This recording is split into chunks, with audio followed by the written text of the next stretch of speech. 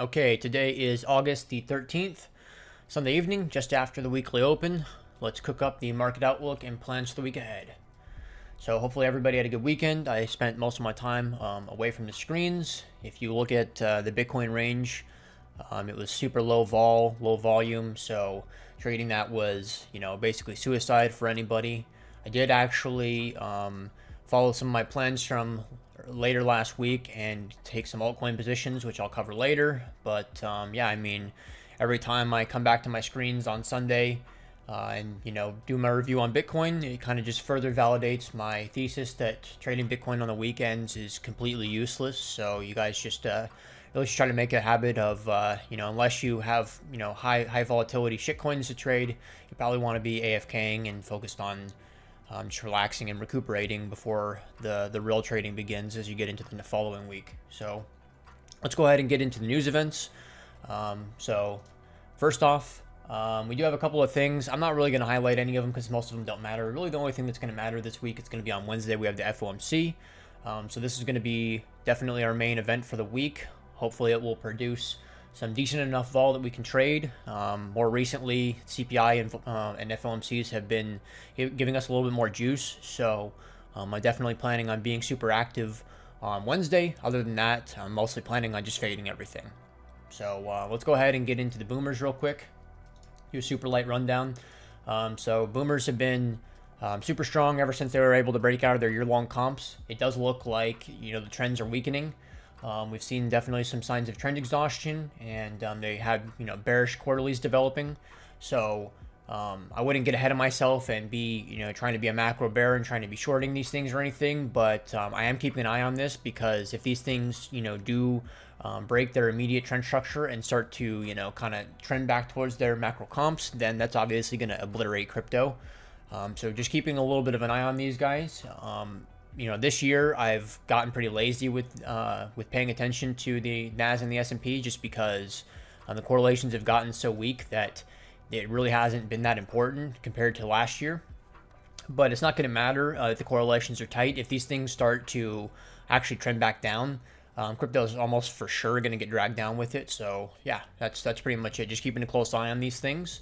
Would love to see them reclaim their quarterlies and monthlies and stuff, and if they're able to do that, then I'm sure they could just easily see trend continuation, which not that it's really going to affect crypto that much, but at least it wouldn't hurt. So go ahead and digress from that and get into the most important thing. Let's talk about Bitcoin here. For more information, check out the Paragon group with the link below, where I cover everything from how I trade to how you can develop your own style. So let's start off with the higher time frame. I'll run through my plans because nothing's really changed. So where we're at is, the yearly trend structure is still intact for uptrend, and the more immediate picture on the quarterly is pretty bearish. So basically expecting continued bear chop that should probably lead into another long setup. So basically, as we've talked about already, I think that we're seeing the clear rejections from the quarterly. I think that we're going to continue to bleed down. Once we start to trade into the 28K region, I think the downside momentum will start to get lost. I'm going to overlap with there's numerous levels in the lower 27s. So I think that 27s, maybe upper 26s, is where the downside momentum should start to get lost, and we should see it round out. We should definitely see the low volume node hold a support. And from there, we're basically going to be betting on dead cat. I think that that's the highest probability play, is to see dead cat into like 29 or into 30. So this is kind of the core macro play that I'm looking for. It's always possible that we're able to reaccept that previous range and make fresh highs, which we'd be targeting 34, 33, maybe all the way up to 35. I think that that's really getting ahead of ourselves. So just the rounding out process in the mid 27s, probably lower 26s. Potentially into a dead cat is the main play to be looking for. Just to cover all of our bases, we'll cover the reclaim play too. So I'm going to remain conservative and bearish until we have a definitive reclaim of this range. So if we see price able to reaccept back into this 5-week comp up here, that would be my invalidation for bearishness, and I would get pretty bullish again and be targeting fresh highs in the 34s. But I think that that's super low probability, so we're probably going to continue to bleed down. So like I said, the main play is kind of that rounding out play, seeing something similar to what we saw in Q2.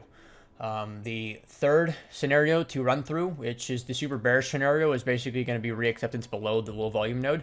So if we see, continued bear chop down into this region, and we see, basically no demand, no support in this region, and kind of sluggishness, and if we see that reacceptance into the low volume node, we're almost certainly going to go to the other side of it, and that would basically be major invalidation for the yearly trend structure, like we've been talking about all year long. The trend has been up, yearly VWAP's been super strong.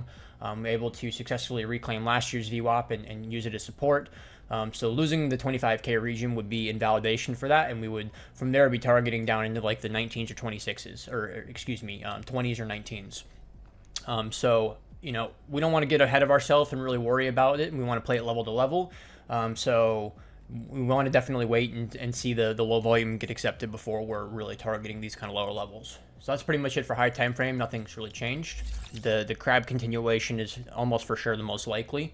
It doesn't really make sense to me to bet on any any trend continuation or any high volatility, as we're just still leaving the summertime, right? As we kind of expect that as we leave the summertime, that eventually people will come back and start clicking buttons, but until then, we're basically dealing with crab market.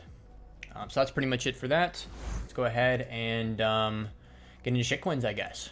So let's go ahead and get into these are the two positions that I'm actually carrying right now. So before I get into that, I'm finally following my advice that I've been sharing on streams a lot, where I got kind of tired of how I'm always making these plans and then my alerts go off on the weekends and I just don't take the trades because I don't want to manage them on the weekends. So what I did, per my advice, is I went ahead and sent them anyways, just on smaller size, so I can just feel that a little bit more breathing room to just let these trades play out. Because what was happening with these shitcoins is I'm either not taking the trade at all, because I don't want to trade on the weekend, or I'm over managing it, trying to manage it how I would trade a Bitcoin trade, and just not really letting them run properly. So let's go ahead and run through these. So the first one is Ant. Basically, I think that I covered this on the Twitch stream, but I know I did on Friday's Paragon stream. So this kind of played out perfectly. I didn't get as good of an entry as I was hoping for, because it only hit my upper alert. I was hoping for it to hit the lower alert too, so I can get better risk to reward. But I think Ant is pretty good, so I'm not going to cover this too much just because I already covered it on the stream. But I think that trading up into supply and last year's band looks pretty prime for a setup. It could always get bonked down. But I think that even if it does, that I think that it's ultimately going to start to trade up eventually. So it's just a matter of time, I think. And yeah, so let's go into the next one, OP. So I took an OP trade as well this weekend. I like the trend structuring on this one. I've been talking for a while about how I think it's going to trade up into its yearly and into the low volume node. So risk to reward is super good on this trade. If it loses the quarterly and I get stopped, 4% stop for a 20+% trade, definitely worth it. And like I said, I'm just sending lower size on these than I would normally, just so I can let them breathe a little bit more and not feel the need to overmanage them. This coin, I've been shilling to you guys a lot. I don't really currently like where it's at right now, but it could very easily change. So the two kind of scenarios, just like Arbitrum, either A, if it can start to do a pop-up, and give me my drawing tool right, if it can do a pop-up, then all of a sudden I think the risk rewards there again, to see continuation into the low volume node. The other kind of scenario is if it trades down and kind of gets finds support at this demand up here, then I could see a trade up back into the HVN. I think that ultimately on high time frame, this is probably a trade that I might even take spot positioning on. This is a pretty low market cap coin, and it has a lot of kind of fundamentals behind it that we've been sharing in the group. So still like this coin, but not interested in actively trading it just yet until I see some sort of development. So that's pretty much it. I don't really want to run through any of the other coins, right? So these are the bottomed list that I'm keeping an eye on, and then these are just some of the coins that are just looking okay. With some, basic structural changes on some of these, then all of a sudden they become strong again. But, like INJ, for example, we'll run through that.